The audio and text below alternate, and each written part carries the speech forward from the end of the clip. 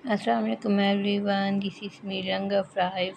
Today the new topic of this video। मैंने सोचा कि नया टॉपिक बनाने से पहले थोड़ी सी हम रिवीजन कर दें कि अब तक के हम जितने भी लेसन्स पढ़ चुके हैं उनका एक दफ़ा रिवीजन कर लें। तो सबसे पहले हमने पढ़ा था डिफरेंट साउंड्स ऑफ सी, कि जब भी सी के बाद हमारे जो लेटर्स आते हैं ना, ये वाले AOUKATR, तो इसके बाद आवाज़ जो है काफ़ की आती है सी की। जैसे कि आप देख सकते हैं, मैंने आपको कुछ वर्ड्स दिए हुए हैं इधर, ये आप देख सकते हैं। ये हमारा लेसन 1 था इंग्लिश क्लास का। फिर इसके बाद हमने देखा था कि जब भी सी के बाद कोई वर्ड आता है, जैसे IA हो गया, जैसे IA, सी के बाद IA आ गया, स्पेशल में आ गया, या EA आ गया, EA हो गया, देखिए ओशन में EA हो गया। तो ये वर्ड जब आते हैं तो हमारा जो है ना वर्ड चेंज हो जाता है, जैसे ओशन बन गया, स्पेशल बन गया। और जब भी सी के बाद एच आता है तो आवाज़ हमेशा जो है शीन की निकाली जाती है, शीन की, और कभी काफ की बन जाती है, जैसे कि मच, टीच, मशीन। जैसे सी के बाद एच आ गया, सी के बाद एच आया, तो अब आप देख सकते हैं कि सी के बाद जब भी वर्ड चेंज होंगे तो आवाज़ कभी काफ की आएगी तो कभी शीन की, तो कभी हमारे पास आवाज़ बनेगी शीन या कभी काफ की। सो अब चलते हैं इसकी तरफ। हमारी जो क्लास 1 थी, जिसका टॉपिक था कि इंग्लिश कैसे शुरू होती है और इंग्लिश के मेन टॉपिक्स क्या हैं। सबसे पहले हमने आपको बताया था कि इंग्लिश के जो है ना 4 स्टेप्स होते हैं: लेटर, वर्ड, सेंटेंस और स्पीच। जब हमें ये सब कुछ आ जाएगा तो उसके बाद हमें इंग्लिश ऑटोमेटिकली आ जाएगी। जब हमें लेटर्स पता होंगे तो हमारे जुमले बनना शुरू हो जाएंगे। जब जुमले बनना शुरू होंगे तब फिर हमारा पूरा पूरा सेंटेंस क्लियर होना शुरू हो जाएगा। जब हम एक पूरा पूरा जो है लाइन बोलना शुरू हो जाएंगे तो पैराग्राफ खुद ब खुद बनेंगे, जिसमें हमने आपको कुछ वर्ड्स दिए थे, जैसे कि आप ये वर्ड्स देख सकते हैं। ये वर्ड्स हैं, कुछ वर्ड्स इधर लिखे हुए हैं।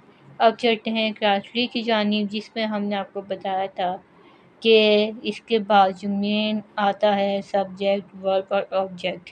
ये क्या होता है, इससे मेन हमारी इंग्लिश की शुरुआत होती है। जब हमें सब्जेक्ट पता होगा, सब्जेक्ट कहाँ पे रखना है, वर्ब कहाँ पे रखना है, ऑब्जेक्टिव कहाँ पे रखना है, तो खुद ब खुद हमारे जुमले बनाना आसान हो जाएंगे। जैसे कि आप इधर देख सकते हैं, हमने आपको कुछ एग्जाम्पल दी हुई हैं। इस एग्जाम्पल के साथ साथ हम आपको बताते चलें कि ये सारी हम लोग की इंग्लिश थी। जैसे वर्ब होगी, फिर ऑब्जेक्टिव हो गया। डिटेल वीडियो शुरू में मैं बना चुकी हूँ, आप उस पर से देख सकते हैं। ये तो बस एक दफ़ा आप लोग को रिवीजन करवाने के लिए मैं आए, एक दफ़ा ये दिखा रही हूँ ताकि आप लोगों को पता हो कि हम लोगों ने ये रिवीजन की थी और हम लोग की क्लासेस हो चुकी हैं, ताकि जो नए आने वाले लोग हैं उन्हें पता लग सके कि हमने पिछली की क्लासेस में ये सब कुछ पढ़ लिया था। अब चलते हैं इंग्लिश क्लास 4 की जानिब, जिसमें हमने ये पहले होमवर्क को कंप्लीट किया था। कुछ उर्दू सेंटेंसेस थे जिनको इंग्लिश में हमने कन्वर्ट किया था वर्ब, सब्जेक्टिव और ऑब्जेक्टिव के साथ। जुमले हमने कंप्लीट किए थे। सो उसकी ये कुछ वोकैबुलरी थी हमारे पास, और ये हमारा होमवर्क में था लेसन, इसे हमने कंप्लीट किया था। अब चलते हैं क्लास नंबर 6 की तरफ, जिसमें हम पढ़े थे नेगेटिव एंड इंटरगेटिव सेंटेंस। ये क्या होते हैं, तो ये हमने बताया था। ये नेगेटिव सेंटेंसेस और इंटरगेटिव सेंटेंसेस में जो फ़र्क था वो हमने बताया था आप लोगों को।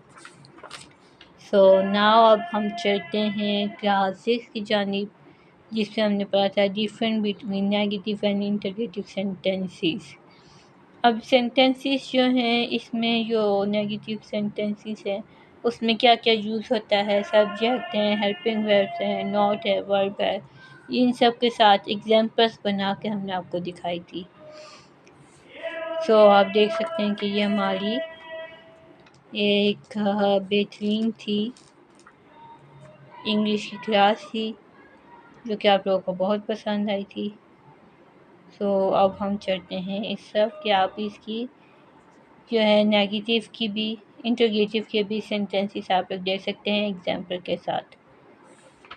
अभी तक हमने क्लास 7 में ये पढ़ा था। अब हम लोगों का क्लास 7 का टॉपिक है positive, negative and interrogative sentence. मतलब कि आप तीन जो है मेन हमारे पास सेंटेंसेस हैं। सेंटेंसेस के मेन जो है पॉजिटिव सेंटेंस कौन से होते हैं उसको हमने एग्जाम्पल के साथ बताया। जैसे कि आप देख सकते हैं पॉजिटिव में आगे देर गो टू स्कूल, यानी कि वो स्कूल जा रहा है। अब नेगेटिव में हमने करना है तो हमने नोट लगा दिया, मतलब कि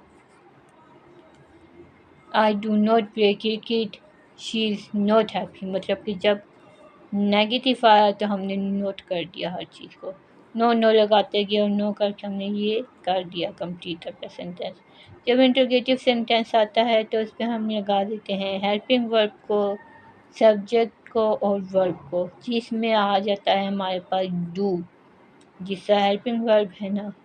और डू लगाया, डू के बाद क्वेश्चन मार्क लगा दिए, जैसे कि she is happy, question mark लगा के क्या वो खुश है। डू यू प्ले क्रिकेट, क्या आप क्रिकेट खेलते हो, क्वेश्चन मार्क लगाया। ये हम लोगों की इंटरोगेटिव सेंटेंस हो गया। अब हम चलते हैं अपनी क्लास 8 की जानिब, जिसमें हमने पढ़े थे पार्ट ऑफ स्पीच।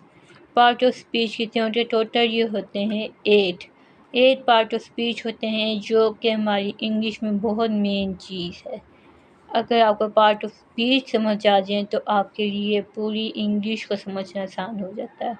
जिसमें हमारे पास है नाउन है, प्रोनाउन है, वर्ब है, एडजेक्टिव है, एडवर्ब है, प्रपोजिशन है, कंजक्शन है, इंटरजेक्शन है। इनको हमने इजी एग्जाम्पल में भी आपको समझाया है। एग्जाम्पल देख रहे हैं आप, इंग्लिश सेंटेंस दे सकते हैं। इसके बाद चलते हैं वोकैबुलरी की जानिब कि वोकैबुलरी में हमने आपको क्या क्या पढ़ाया था। ये बहुत ही इजी वोकैबुलरी है जो कि आप अपने बच्चों को भी पढ़ा सकते हैं, जिसमें good morning, hello, hi, how are you. फिर ये हमारी वोकैबुलरी आ जाती है डेली यूज़ की, जिसमें वाटर है, फूड है, बुक है, स्कूल है। और इस साइड पे हमारे पास थोड़ी सी फैमिली के हिसाब से आ जाती है, कलर्स आ जाते हैं, सिंपल एक्शन वर्ड्स आ जाते हैं, जैसे कि ईट, ड्रिंक, रीड, लाइक, प्ले, और कुछ सिंपल सेंटेंस बनाना सिखाए थे। गाइस, ये थी हम लोगों की अब तक की क्लास।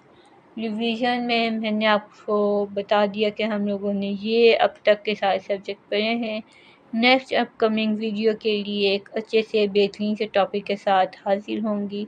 मिलते हैं नेक्स्ट वीडियो पे। Thank you so much. Allah हाफिज़।